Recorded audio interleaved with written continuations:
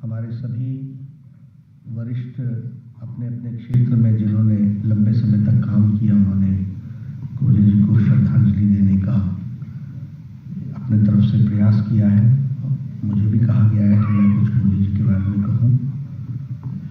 सबसे पहली बात तो ये है कि कोहली जी के व्यक्तित्व को चंद शब्दों में बयान करना ये बहुत ही कठिन कार्य है। ये करना लगभग असंभव है, लेकिन हमारे सभी वक्ताओं ने उनके व्यक्तित्व के बहुत से आयामों के बारे में चर्चा की और उन्होंने बड़े अच्छे शब्दों में कुछ उदाहरण देकर के उनकी बात को हम सबके बीच में रखा है। लेकिन मैं ये ज़रूर चाहूँगा कि कोहली जी कार्यकर्ता के नाते आगे चलकर हम सब लोग जो यहाँ बैठे हैं उनके जीवन को गहराई से अध्ययन करने की आवश्यकता है और उससे प्रेरणा लेने की आवश्यकता है। समय बीत जाता है, जिस तरीके से जीवन में उन्होंने साधना की, उस साधना से हम सब लोगों के बहुत कुछ सीखने को है। और मैं तो अपने आप को भाग्यशाली इसलिए मानता हूँ क्योंकि उनके साथ मुझे शिक्षा क्षेत्र में भी काम करने का मौका मिला और राजनीतिक क्षेत्र में भी काम करने का मौका मिला। अभी कपाही जी चर्चा कर रहे थे, दिन बीत जाते हैं इसलिए लोग भूल जाते हैं। दिल्ली यूनिवर्सिटी शिक्षा के दृष्टि से देश को एक दृष्टि और दिशा देने वाली यूनिवर्सिटी रही और वहाँ वामपंथियों से टक्कर लेकर अपनी विचारधारा को सारे देश में पहुँचाना, ये लगता तो सरल है, लेकिन उस समय के लोग जानते हैं कि कितना कठिन था, क्योंकि मैंने विश्वविद्यालय में रह करके उसको एहसास किया। और कोहली जी में तीनों खूबियां थी। वो संगठक भी थे, वो विचारक भी थे और वो नेता भी थे। जब हम संगठक कहते हैं तो उन्होंने एक ही संगठन की रचना नहीं की, कई संगठनों की रचना की उन्होंने और एक तपस्वी भाव से उन्होंने इस कार्य को पूरा किया। डूटा में वो नेता के रूप में जाने गए।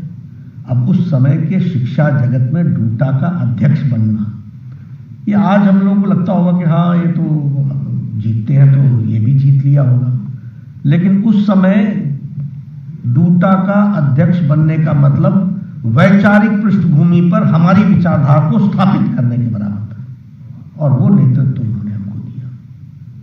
विचारक की दृष्टि से देखें तो उन्होंने हमारी विचारधारा को जो इज्जत दिलाई, प्रस्थापित किया शिक्षकों के बीच में, वह अपने आप में हम सब लोगों को समझने की जरूरत है, जानने की जरूरत है। अगर हम विद्यार्थी क्षेत्र की बात करें तो विद्यार्थी परिषद के राष्ट्रीय अध्यक्ष के रूप में 3 बार अध्यक्षता तो की, लेकिन लाखों विद्यार्थियों को प्रेरणा दी और लाखों विद्यार्थियों को उन्होंने अपने प्रेरणा और विचार से प्रभावित किया। ये उनका व्यक्तित्व था। ये तो मैंने उनके कुछ आपके, अब अगर मैं बात करूं तो जब वो डूटा में थे तो शिक्षकों में उन्होंने स्थान बनाया, टीचर के रूप में उन्होंने आदर्श शिक्षक के रूप में स्थान बनाया।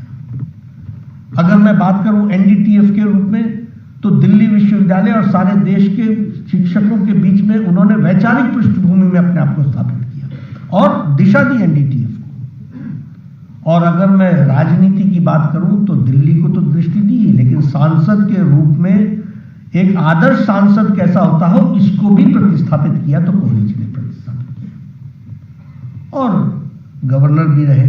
और मैं तो कहता हूं कि कई पद उनके जीवन में आए, लेकिन संयम, समर्पण और सहनशीलता की मूर्ति के रूप में उन्होंने हम सब लोगों को दृष्टि और दिशा दी। मैं उनके परिवार से भी बहुत नज़दीक से जुड़ा रहा, विशु से, रितु जी से, सबसे मैं जुड़ा रहा। जिस करोल बाग के निवास की आप बात करते हैं, वहाँ सवेरे सवेरे उठकर करोल बाग में मैं भी रहता था, मैं संगठन मंत्री था, राज जी मेरे पालक थे, तो सुबह सुबह चाय पीने के लिए मैं उनके घर जाया करता था, और किसी दिन ना जाऊं तो वो दूसरे दिन पूछते थे कि क्या तुम प्रवास पर थे। अब उनको कैसे बताऊं कि देर से उठा था इसलिए नहीं आया, लेकिन वो भी जानते थे कि क्यों नहीं आया, लेकिन उनका तरीका था बताने का कि क्या, यानी हाजिर आपका आना भी जरूरी है, और आप समय ऐसा ना समझे कि आप समय पर नहीं आए इसलिए चाय पीने नहीं आए। तो उनका एक तरीका था कि शायद प्रवास पर होंगे इसलिए आप नहीं आए। लेकिन मैं एक बात जरूर कहना चाहूंगा कि वह पारिवारिक जीवन में भी एक तपस्वी के रूप में उन्होंने जीवन व्यतीत किया, यह मैं जरूर कह सकता हूं, क्योंकि मैंने देखा है नजदीक से, हर जिम्मेवारी को उन्होंने बहुत नजदीक से निभाया और बहुत अच्छे तरीके से निभाया। हेडक्वार्टर, बीजेपी हेडक्वार्टर के वो इंचार्ज बने, कार्यालय के इंचार्ज बने। अब राजनीति में तो इंपॉर्टेंट काम से ज्यादा अर्जेंट काम होता है, इसलिए हम लोग हमेशा अर्जेंट काम में लगे रहते हैं। मैं बीजेपी के महामंत्री के रूप में हेडक्वार्टर इंचार्ज था। वो एक दिन मेरे पास आए और कहने लगे आपसे बातचीत करनी। मैं कहा कोहली जी मुझे बुला लिया होता, बोले नहीं है, मुझे ही आना था। तो उन्होंने मेरे से चर्चा की लाइब्रेरी कैसे सुधारी जा सकती है, कार्यालय के अंदर कार्यालय में कर्मचारियों की ट्रेनिंग कैसे हो सकती है, यानी बहुत गहराई से जाकर के हेडक्वार्टर के काम को कैसे अच्छा किया जा सकता है, इस पर उन्होंने हमको बताने का प्रयास किया। तो समझ में ये आता है कि कोई काम उनको मिला उसको बखूबी निभाना, ये कोहली जी से हम सब लोगों को प्रेरणा मिलती है। छोटे छोटे काम को भी प्रभारी थे, उम्र भी हुई थी, लेकिन प्रवास में कभी भी वो पीछे नहीं रहे। इस महीने मेरा ये सप्ताह हिमाचल के लिए है, ये वाला सप्ताह मेरा पंजाब के लिए है, ये वाला सप्ताह मेरा हरियाणा के लिए है। आपने कुछ कार्यक्रम बनाने, कुछ मैं वहाँ विषय को रखना चाहूँगा। यानी जिम्मेदारी से उन्होंने सारी जीवन में अपने हर काम को निभाया है। ये हम सबको उनसे प्रेरणा मिलती है। मैं ज़रूर यहाँ बैठे सभी लोगों को कहूँगा कि कोहली जी की अगर थोड़ी सी भी उनकी खूबियाँ अगर हम सब लोग अपने जीवन में उतार सकें तो शायद हम अपने जीवन को सार्थक कर सकेंगे। ऐसे हमारे कोहली जी थे। इनको हम श्रद्धांजलि तो देते ही हैं और ईश्वर इनको अपने चरणों में स्थान दे, ये हम सब लोग प्रार्थना करते ही हैं। परिवार को इस दुख को सहने की ताकत मिले, ये भी हम सब लोग कहते हैं। लेकिन सच्ची श्रद्धांजलि उनको ये होगी कि उनके जीवन से जो हम लोगों ने सीखा वह अपने जीवन में थोड़ा भी उतार पाएंगे, तो यही सच्ची श्रद्धांजलि होगी।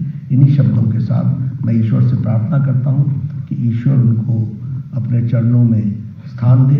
ओम शांति शांति।